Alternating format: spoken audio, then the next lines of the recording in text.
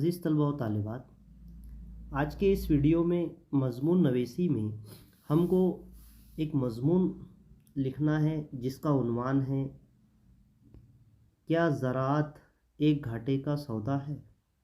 جی نہیں، گھاٹے کا سودا نہیں ہو سکتا۔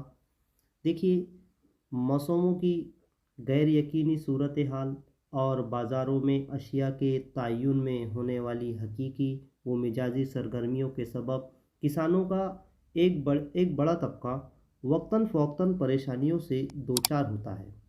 بازاروں میں تیار فصلوں کا مول ان کی اصل لاگت سے بھی کم ٹھہرتا ہے۔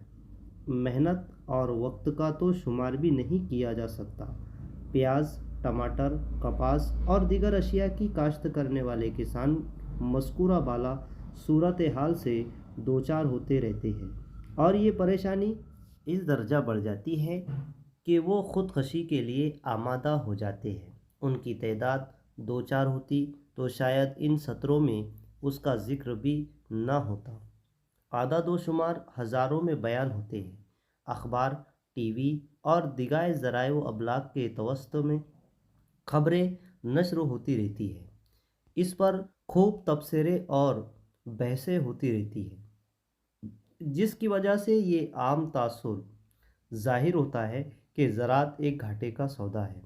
لیکن میرا ماننا ہے کہ ایسا بالکل نہیں۔ مذکورہ صورتحال اور نقصانات کے باوجود میں کہتا ہوں کہ آج بھی زراعت کا پیشہ ہرگز گھاٹے کا سودا نہیں ہے، بلکہ اس فائدہ مند اور نیک سماجی پیشے کو نقصان دہ بنانے والے عناصر عوامل کچھ اور ہی ہیں۔ آئیے ان پوشیدہ، نیم پوشیدہ اور کھلے ہوئے رازوں کو بے نقاب کیا جائے۔ ہندوستان ایک زراعتی ملک ہے۔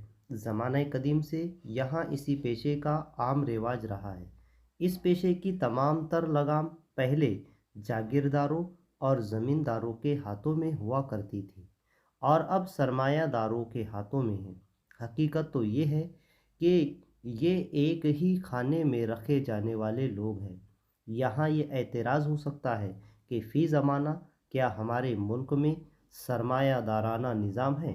جواب یقیناً نفی میں ہوگا، لیکن غور کریں تو یہ نکتہ واضح ہونے میں دیر نہیں لگے گی کہ ہمارے ملک کی جمہوری حکومتوں میں سرمایہ داروں کا ہی قبضہ ہے، لہٰذا ان کے ذریعے غریبوں، مزدوروں اور کسانوں کا خون چوسنے کا عمل بدستور جاری ہے۔ صرف نام بدلے ہیں اور نئی نئی شکلیں وجود میں آئی ہیں۔ حکومتیں کسانوں کے لیے نت نئے اسکیموں کا اعلان کرتے رہتی ہیں، اسکیموں کے نام بدلتے رہتے ہیں، لیکن کسانوں اور صارفین کے درمیان دلالوں کا طبقہ ایک لیکن ظالم کڑی کی صورت اختیار کر چکا ہے، جو عام صارفین کی جیب سے بڑی بڑی رقمیں نکال کر کسانوں کی حلق میں ایک چھوٹے نوالہ کی صورت میں ڈال رہا ہے اور بدنام کسان ہو رہا ہے۔ حکومتیں ان دلالوں کے ہاتھوں اعلی کار بنی ہوئی ہیں، اور اگر یہ کہا جائے تو غلط نہ ہوگا کہ یہی دلال حکومتوں میں دراندازی کیے ہوئے ہیں، اپنے مفاد کی حفاظت کا فریضہ انجام دے رہے ہیں۔ میں یہ بات پھر کہتا ہوں کہ زراعت ہرگز گھاٹے کا سودا نہیں ہے۔ ہاں، اس حقیقت سے انکار نہیں کیا جا سکتا کہ کسان بار بار گھاٹے میں مبتلا کیے جاتے رہے ہیں۔ وجوہات اوپر بیان کی جا چکی ہے، لہٰذا زراعت کو منافع کا سودا بنانے کی ذمہ داری حکومتوں کی ہے۔ اس سلسلے میں میری یہ تجویز ہے کہ زراعت سے حاصل ہونے والی ہر چیز کو کنٹرولڈ ریٹ کے دائرے میں لے آنا چاہیے۔